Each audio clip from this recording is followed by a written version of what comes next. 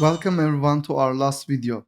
In the previous video, I showed you our front end, and in this video we are going to look how its code works. Again, the aim of this lesson is to provide you the knowledge of how we can connect our backend to our front end, or how we can use our backend, our smart contract in the front end. So we are not going to explain how the front end works, but where we are going to focus is that how we are actually interacting with the backend, since explaining and teaching front-end would be very long and out of scope in this lesson. Alright, so let's look at our first main page.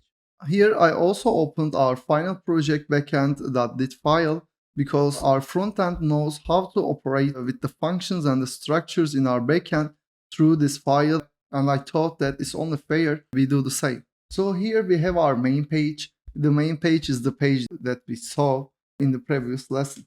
So actually, to import our backend, what we need to do is we just need to import our final project backend from declarations, and under the declarations we have final project backend.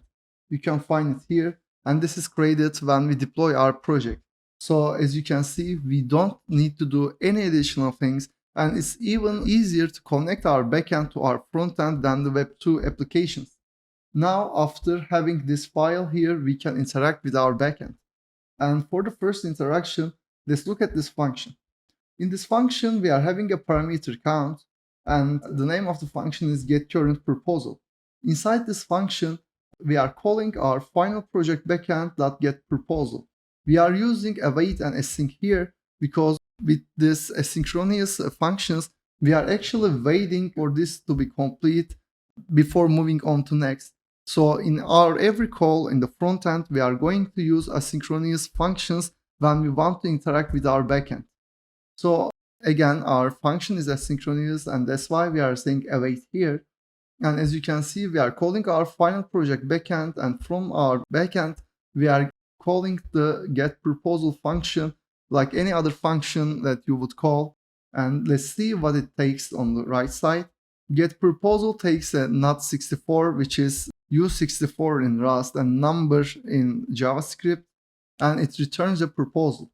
Here we are providing the count, which is the parameter here, and we are saying it's a number because that's the equivalent of not64 in JavaScript. And then we are setting current proposal to our response that we got from this function, which should be a proposal.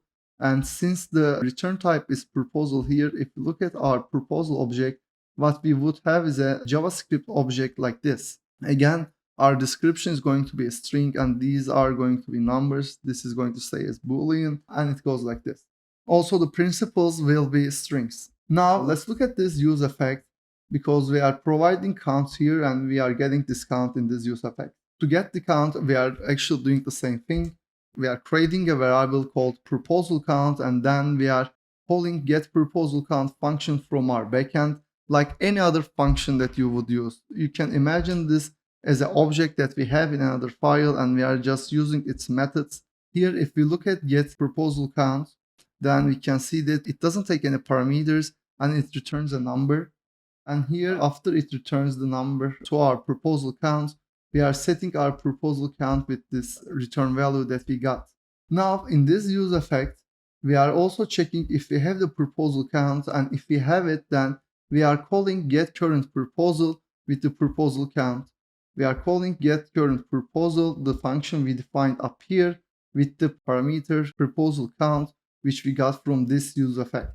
Since we got it from here, we are providing the proposal count so that the parameter here on the getCurrentProposal is satisfied, so our function can work. And below it, we also have a list, because if you remember, we have a function to get proposal, but we are not getting the totality of the proposals. For this reason, we have a for loop here, and this for loop makes a call to the backend, and we are getting proposal one by one, and we are pushing them, and we are setting this list as a state up here. Now that we have the necessary arrangement, we got our proposals, we got our proposal count, and we got the most recent proposal to show on the screen. We have the section for styling, and in the section you see have the hero section. Let's look at the hero section, and we have the proposal card in the hero section. And as you can see, we are passing proposal count and current proposal as parameters here proposal count and current proposal, so that we would have them here, and we are also passing them from here to proposal cart. So basically our proposal count and our current proposal are coming from this main page with the functions that we worked with here. So again, we got our values from here, we pass them to the hero section. In the hero section, we pass them to the proposal cart. Now let's check out the proposal cart.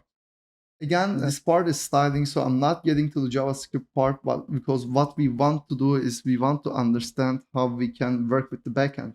And from what we talked already, I think it's very clear that what we only do is that we just import the backend and then we use them as we would normally use other functions. The only difference that we need to pay attention is that we need to use asynchronous functioning with these methods, because since there's a call on the backend, it can take time, so we just want to wait for it. But it's a pretty standard way to do things on the backend if you are working with an API or if you are working with this kind of structures. And in this part, as you can see, we are calculating the total votes.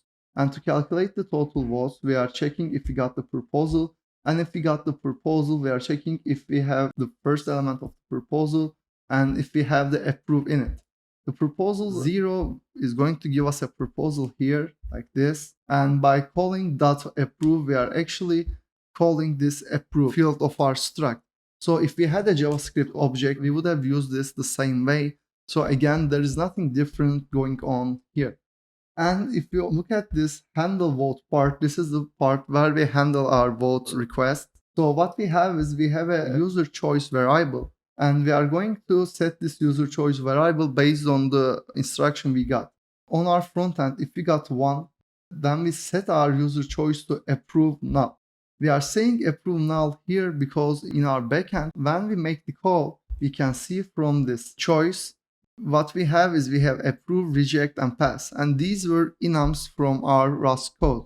And these enums doesn't carry any value. Since they don't carry any value, we are going to send them with null. But if we were carrying some value like a string or U32 or any other kind, then we would add them here. Let's say our choice was 3. In this if else statement, we moved on from here. Since it's not 1, we moved on here, it's not 2. Then for the else calls, what we have is user choice. And for the pass, we have the null. Because as we said that we are not carrying any value, so that we are passing them with null, but they will still have this pass inside this bracket. So it's going to satisfy what we need.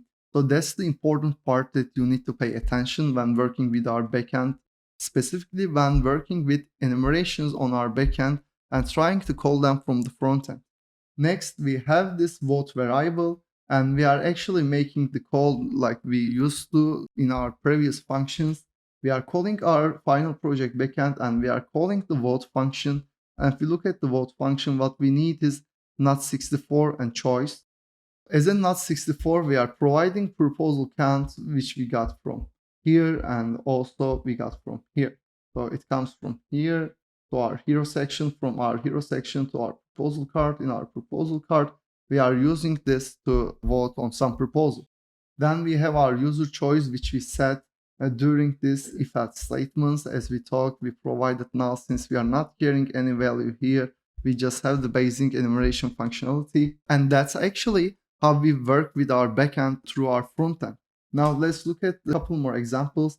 We have our handle and proposal, and this works as the same way as the ones before. What we are doing is we are calling our backend and we are calling and proposal, and we are just providing the proposal count as the parameter here. And for our checks, if you remember, we had a couple of checks on our and proposal side. First, we checked if the proposal exists. Then we checked if the owner of this proposal is the one who is calling this function. Since we are making these checks on our backend, we don't have to do them on the front end.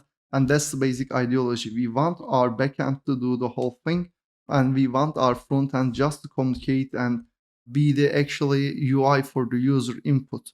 And finally, for the edit proposal, what we are doing is pretty straightforward. Like before, we are calling our function with the await keyword. Then we are calling edit proposal from the final project backend, and we are providing proposal count. So let's check what we need for the edit proposal. we need a not64 and create proposal.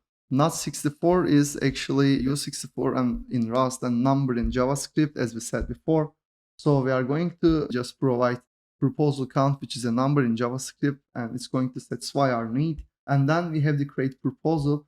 And for the create proposal, we are creating a JavaScript object with the same fields we have on the right side. The right side, I mean here.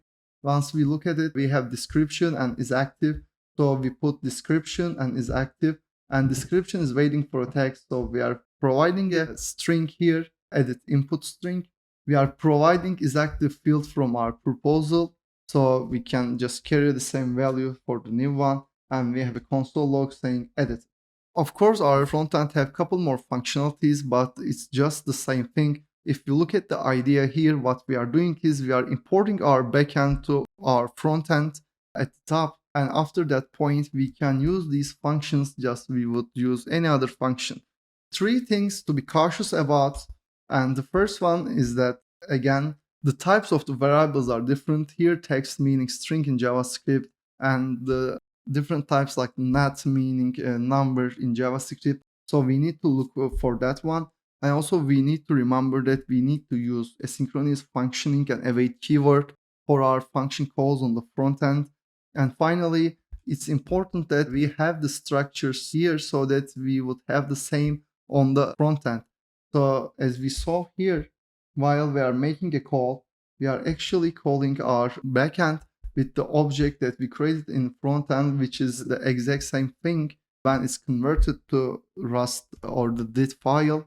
So we use the same name of the field and also the same type, but we converted it to JavaScript. Other than that, it's important to remember we are sending them with null if we are working with enumerations on the backend, but that's because we don't carry any value. If we carried any value with this variance inside of our enumeration, like a string or U32, then we would update it accordingly, saying some string if we had it here. But since we don't have this functionality, we just have null. All right. So that's how we can create our backend and smart contracts on ICP, and that's how we can connect them to the front end. In my opinion, if you know how to create front ends, then it's not an additional work to get to know how we can work with our backend in the front end, because it's so simple that it's actually easier than the Web 2 version. So the important part is to create our smart contract on the backend and make the necessary checks on the backend so that the front end doesn't responsible of making the necessary checks, because remember, anyone can send transactions to our contract, not just from our front end. So it's important that we need to cover our security basics on our backend. And that's all for our Internet Computer Protocol course. Thank you very much for sticking with me the whole process of the development of smart contract and also connecting them to the front end. And I wish you luck on your journey to become a smart contract developer. Thank you very much and happy coding.